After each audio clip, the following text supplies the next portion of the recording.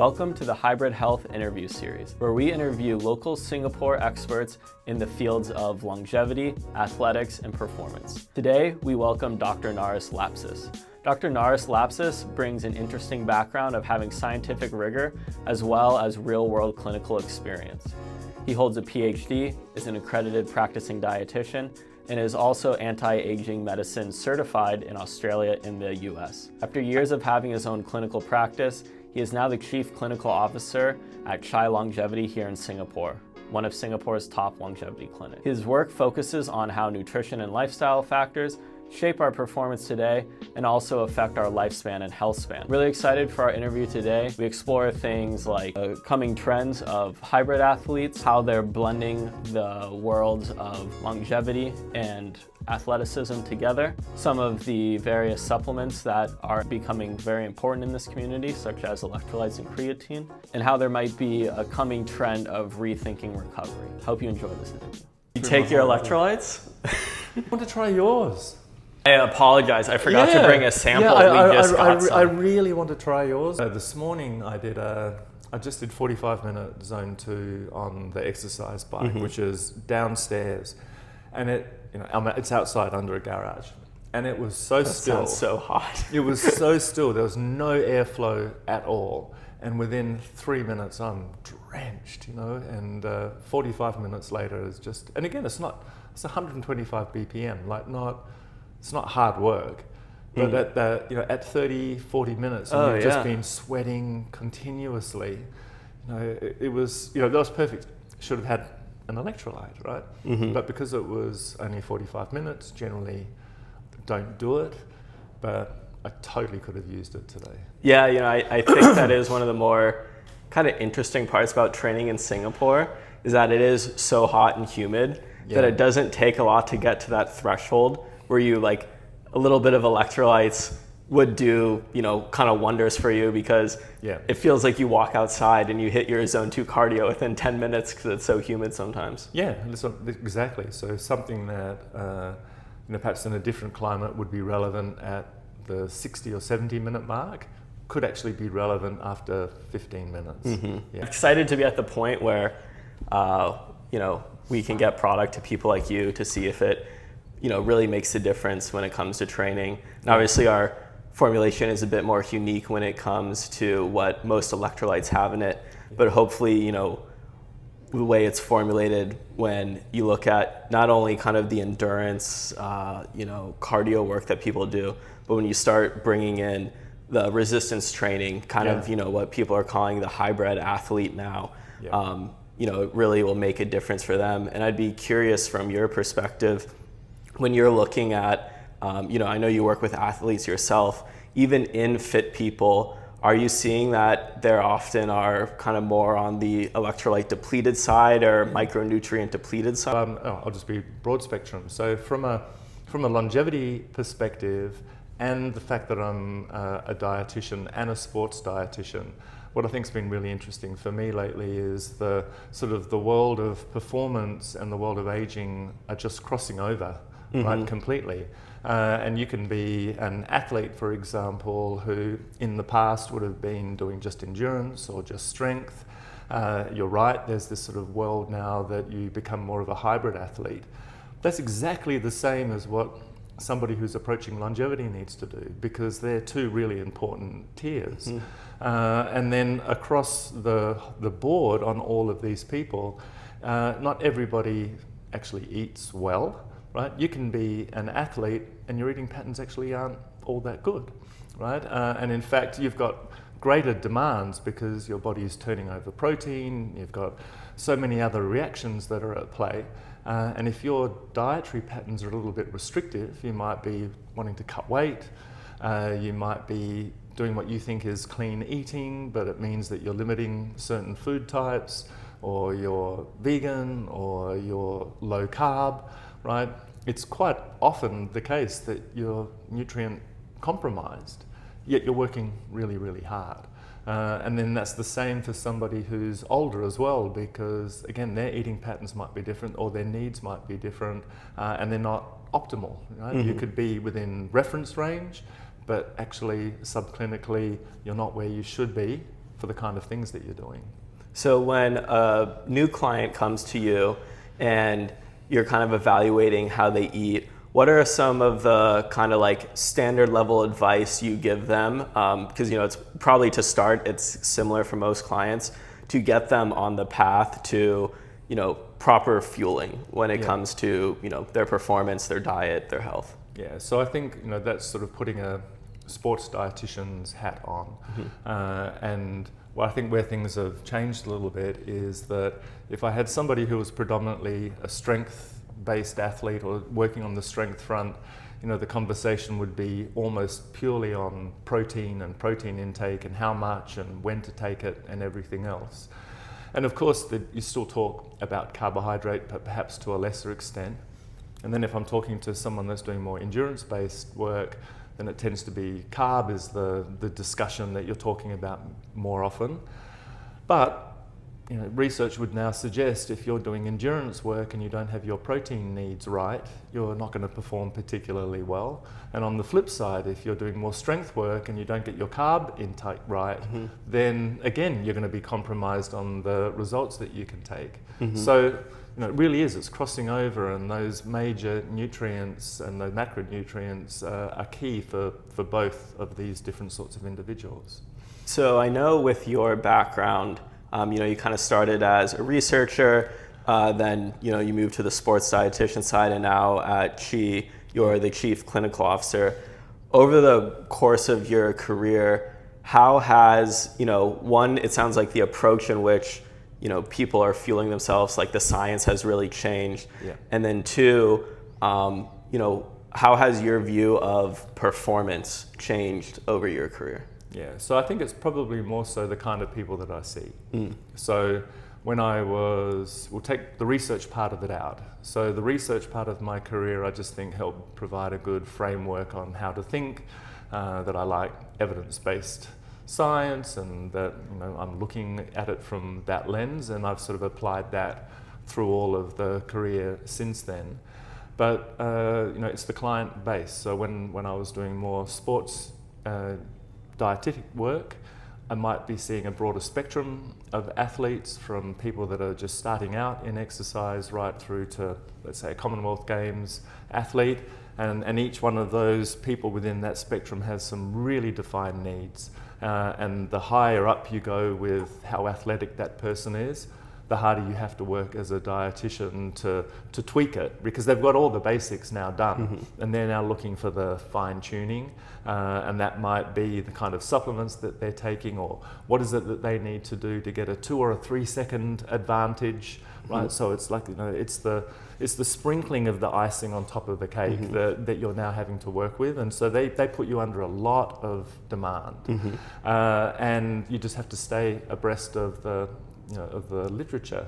And then moving towards longevity, it's just a different lens. It's, well, how do you stay fit or healthy or cognitive appropriate as you're getting older? And now, the Olympic is the longevity Olympic, not the fact that you want to run your marathon in 3 hours 20. So it's the same thing, right? But you're just applying it from a slightly different lens. So how has, we'll call it the education of all this and what you do with your clients changed how you approach your training, and how has it, affected you? Yeah, so from a personal perspective, I'm no longer young, and so I'm really feeling the impacts of what aging does. And actually it's a good thing, because I think it means that I now understand probably quite well what my older clients might be going through. And I think the take-home message for me, at least, has been the older I get, actually the more I have to work, the harder I have to work, and it almost feels like with less return, but it still needs to be done. And I've just done a whole lot of research recently, where we identify actually the amount that somebody needs to train to preserve heart function as they get older is much more than you would have imagined. So I'm having to tell my clients, you thought that this would be an appropriate amount of exercise to do, actually isn't. It needs to be more. And then I have to do it myself because I want to practice what I preach. And you have to be doing something pretty much every day. Okay. That's the bottom line. Okay. Yeah, and if you're doing something 2 or 3 times a week, it might not get you where you need and want to go. It might not stop the impact of aging the way that we would think. So it sounds like, to get the results that we want, especially in the long term, you have to be pretty active very often. Yeah. We were talking earlier about, you working out this morning, me just walking around, how hot it is in Singapore, and, how dehydrated you can get. With some of the research now, what do we understand about, hydration and electrolytes that maybe we kind of didn't before? When, you look at least in products like Gatorade in the US, a lot of sugar, not a whole lot of electrolytes. It kind of seems that there's a shift in the understanding of what the body needs. So there's a lot of things to discuss there. One part of it is we've now discovered that we have a lot more variation in the amount that different people perspire and how much sodium and electrolytes they leave. So there's a much more human, intervariability than we had thought. I think another thing that we've discovered is that the idea of dehydration and electrolytes has been almost in the world of endurance athleticism, and people haven't really thought that you could be, impacted by dehydration from a strength perspective, but we now know that that is also the case. So fluid balances within the cells are really important, and hydration plays a role for that. So you could be a dehydrated strength athlete not getting the performance that you wanted to have. And that's something really, I'm not going to say quite new, but really hasn't been thought about all that much. And then the products to date tended to have lesser amounts of sodium than perhaps our needs are. And knowing now that humans have got this greater variability, a lot of the supplements just haven't been hitting that mark. And then add on top Singapore and the high humidity, and just the impact that then has, everything then becomes accelerated. Yeah, I can say that since probably 2 years ago when I started taking some of what are now the more popular electrolyte supplements on the market, just taking it like first thing in the morning, it actually kind of helps me wake up. I just feel more awake. I feel pretty good at the gym. By no means is it a crazy pre-workout, but I definitely see, just from simple kind of like doubling of my sodium intake just from the supplement, that it makes a big difference just kind of like in all around life. Yeah, look, I would, again, I can't generalize, but there's a very good chance that if you're living in a hot climate like this, many of us are just in a constant state of dehydration, right? And just drinking water isn't going to necessarily do the job, because we do have to sort of factor in those micronutrients and the electrolytes, and we don't, right? So we might not have our electrolyte balance right, and we're also highly likely to be just in this chronic state of dehydration purely because we're living on the equator. Yeah, definitely. So you talked a little bit about kind of like the importance of sodium, but then also electrolyte balance. How important are potassium and magnesium in that electrolyte balance? So we know that sodium is the key one, and we tend to, you'll lose more of that than any of the others. But magnesium, potassium, there's still losses, and you still get those losses from the exercise that you do. So they're still very, very important. And if the rate of loss is higher because of the temperature and climate that we're living in, you're still going to be getting relatively more losses of it. But yeah, sodium's the primary one, but these others are having the same impact. You're still losing.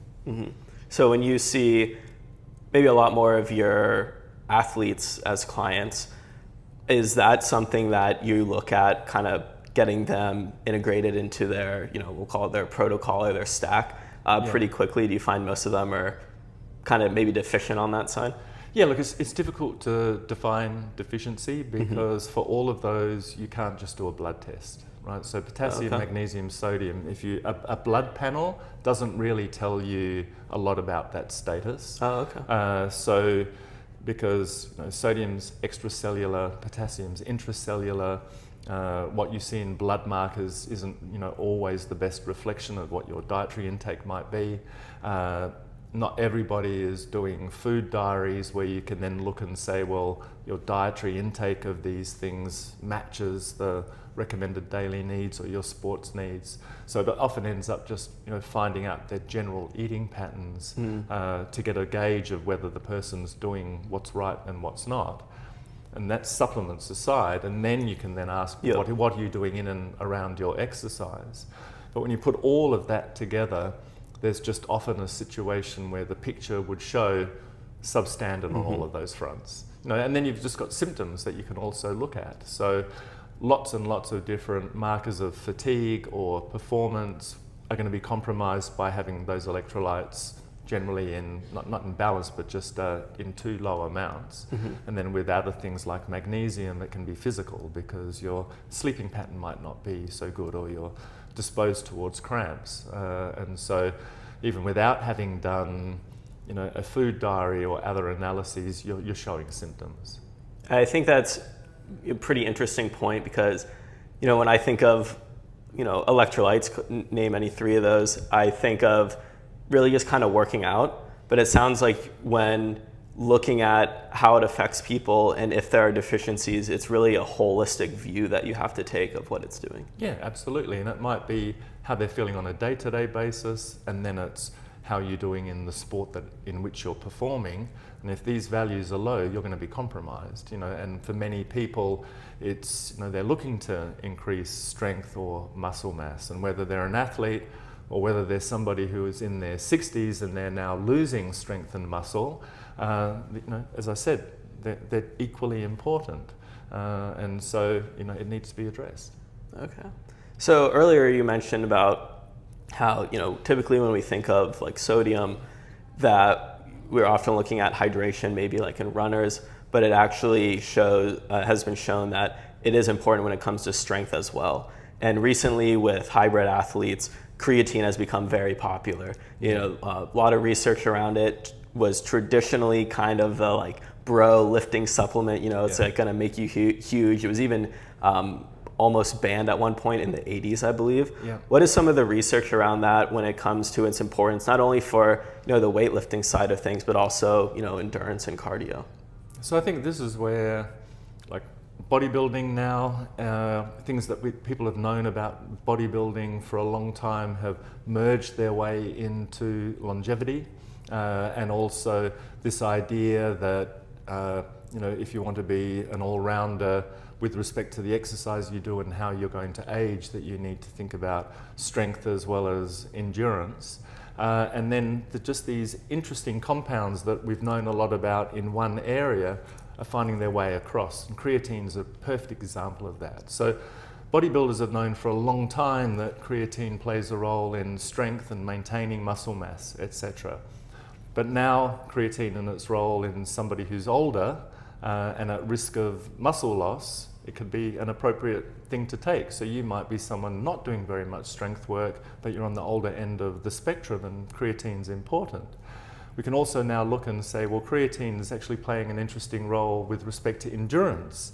And that might not have been known or seen from the bodybuilder world, but creatine helps in endurance athleticism and performance on that front. So those two things are being sort of taken care of.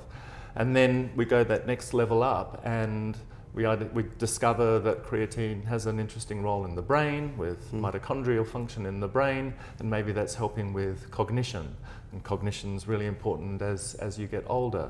Creatine might be playing a role in maintenance of bone mineral density. And so sort of targets of aging are now being seen, that hybrid model that you're talking about of strength and endurance, and creatine seems to be sort of hitting places across all those fronts. It's great because it's old science that's almost been repackaged, and then new data coming to show where it can be used. Yeah, I think one of the interesting things that I've actually been learning about with creatine, and I kind of I have a little bit older parents, and so as I learn about this stuff, I try to encourage them as much as I can. They live in the States, to take some of this, and I think some of the pushback we've actually had with our product is, we have creatine in our electrolyte product, is that a lot of females come to us, they're like, well, I'm worried about like the weight gain side, right? Yeah. Because creatine allows your muscles to hold more water. Yeah. But there's a lot of research showing that it's actually potentially more important for women to be taking than it is men. Yeah. And so I'd be curious from your perspective of, if you have an athlete that is, maybe they're an endurance athlete, right? And they don't want to hold the extra water, or it's someone who's worried about their physique. How do you, approach them with the benefits of it while still meeting whatever their specific needs are? So I think that the difference is that it comes down to educating the client and also having them understand what change they're now seeing. Right? And so you could say, yeah, you might see a transient increase in body weight, but it's not fat and it's not muscle, right? Mm-hmm. So it's, almost think about it as a hydration status, if, for want of a better term. And that all of the other work that you're doing is going to eventually occur anyway. You're going to get your body composition changes. So it's more a psychological thing. If you notice a small change over a sort of shortish period of time, it's quite likely to be transient. Mm-hmm. And the other thing also is that physically actually might look quite good, right? Mm-hmm. And so if it's somebody that's interested in aesthetics, then maybe they're going to be less concerned about the number. And if it's somebody who's worried about the numbers on the scales, then you can say, it's going to be transient, right? Mm-hmm. And it's part of your fluid balance now. And so, you're going to be getting all of these benefits as a result, and these things will all equilibrate out. So another supplement that has been on the market for a while, but has recently kind of come back around and has especially become popular in the longevity space is taurine. It's been in Red Bull for decades, but with the new research that's kind of come out, what have you been seeing in the market? Yeah, so there's lots of molecules of interest when it comes to longevity, and taurine just wasn't there. And then early last year, it just popped up onto the radar as being a molecule of interest, and it was without a doubt linked to a pretty high-profile 2023 paper that was a study done in mice that showed that taurine had a significant life extension effect, 10 or 12%. And so when you have news like that, then the longevity world picks up its ears and has interest. So I think that's where it came from on that front. But yeah, you're right. Taurine has been known as being something that can help athletic performance. It's, I think for quite some time, has always had something in the realm of brain health and cognition.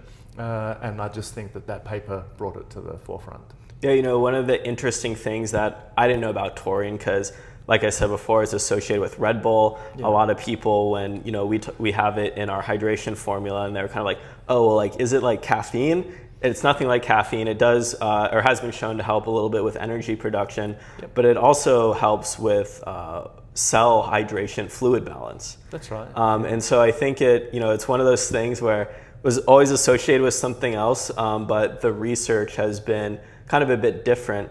And, like you said, it's on the longevity front, but also kind of, an interesting athletics supplement as well as, the research develops. Yeah, I think there's good evidence to show that it reduces fatigue. And I think there's, again, emerging evidence from a strength perspective, and again, what it might be doing intracellularly with respect to its ability to preserve muscle mass and strength. Yep. So again, hitting all of those different places. It's hitting strength, it's hitting endurance, and it now has this longevity component.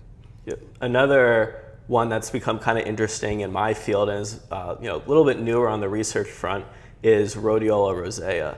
And I'd be curious from your perspective of what you know about it, what you're kind of been hearing, and then maybe some of the other supplements that are being researched in the space of stress and anxiety. Yeah, so my knowledge on Rhodiola rosea is not as strong as it is with some of the others. I can't even pronounce it properly.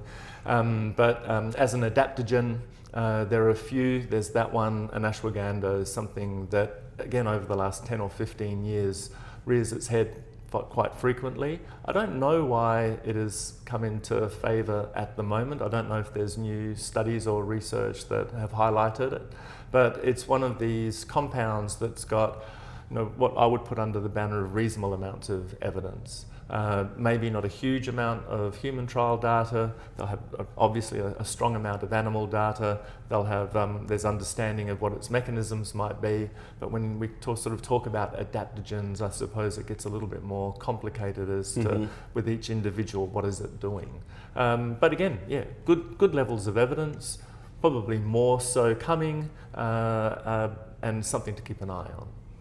So when you look at the space of longevity and performance, and there's research coming at you from all over the place, what are the interesting kind of up and coming, whether it's supplements, peptides have become very popular, that either you're kind of becoming more interested in or clients are coming to you about that people should look out for? Yeah, so peptides have been on my radar for a long time. When I first became interested in longevity a decade ago, that was almost one of the major tools from an anti-aging perspective, and athletes and professional athletes were using them for performance enhancement for a long time.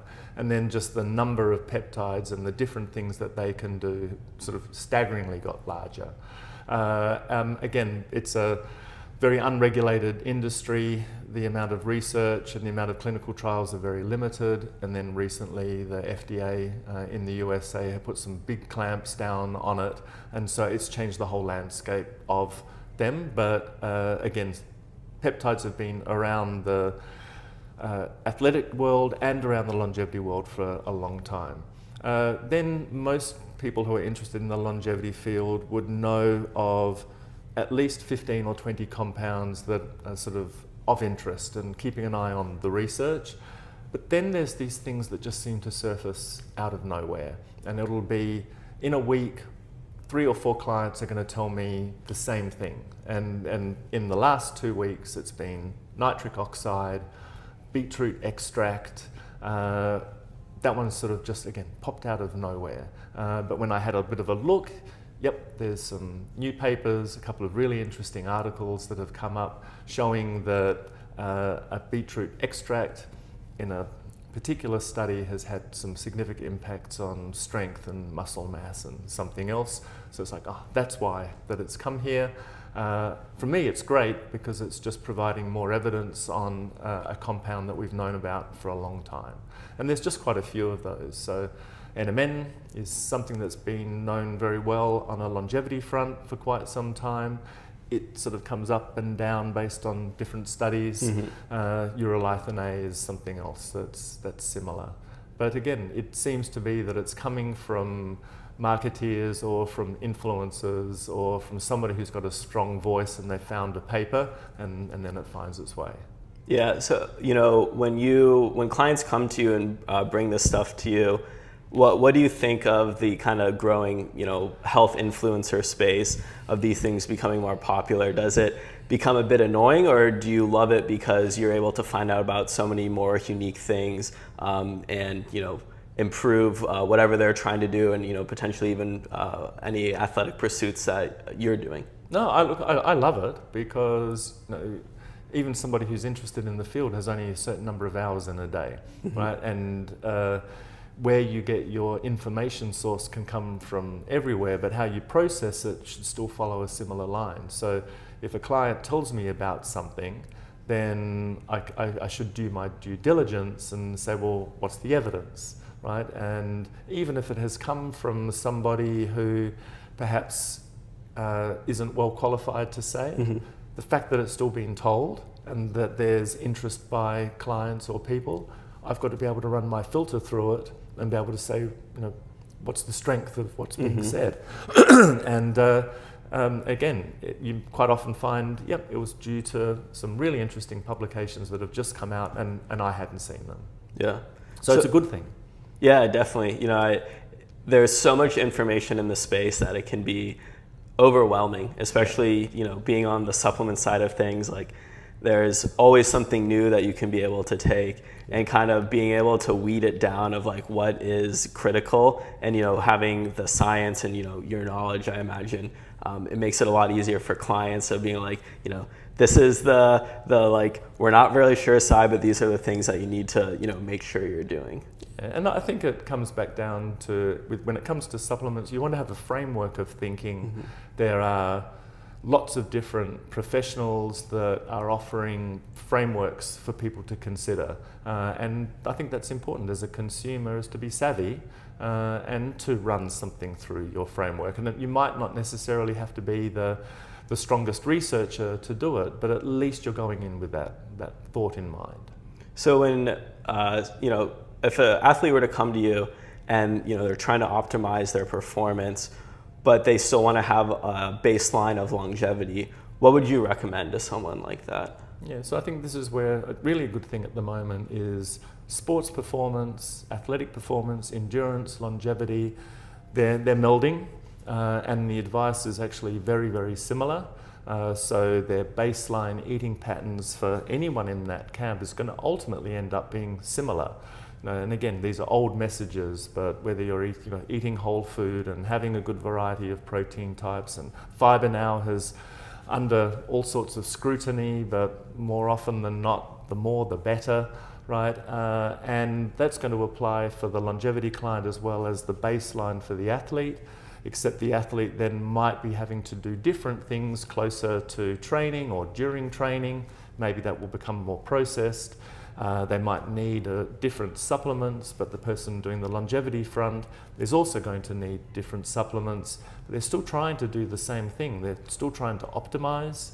The athlete is putting themselves at a disadvantage for optimization because they might be using their body more, and the person who's getting older, their disadvantage is because their body's just not doing the things that it used to, and maybe not absorbing nutrients the way that it used to, or they've got some kind of anabolic resistance, and that's what's making them but their both goals are to try to optimize. But it ends up being very, very similar eating patterns, sleeping patterns, and actually even the kind of exercise you end up doing.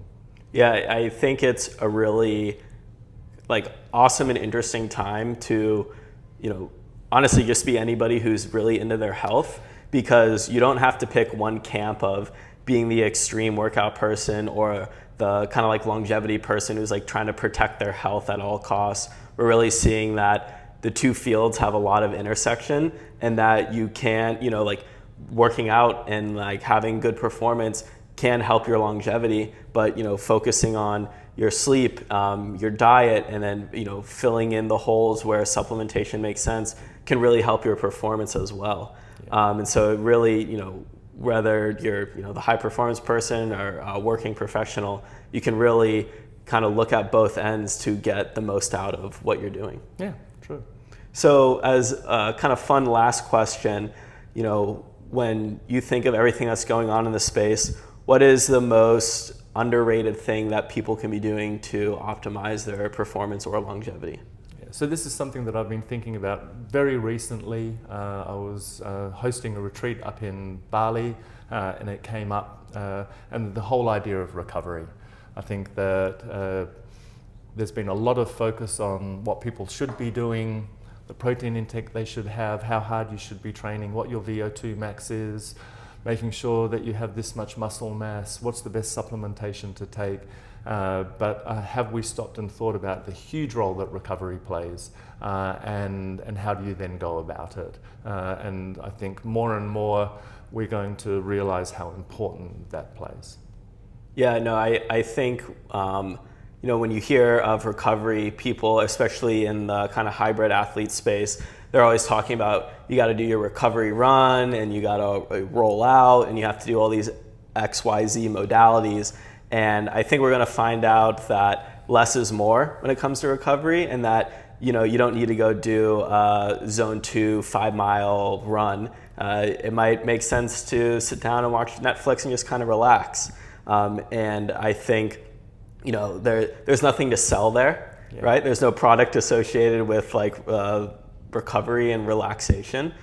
So it's not, at least right now, getting a ton of coverage, but I think over time we'll find out that, kind of what you're saying is that there's a lot of other things besides the performance side that really are gonna kind of come when be important when it comes to recovery and longevity. and it's a less is more situation. No, I think that sounds really great, because otherwise, recovery is now going to become performance recovery. Yeah. And you're right, maybe it's just what you don't do.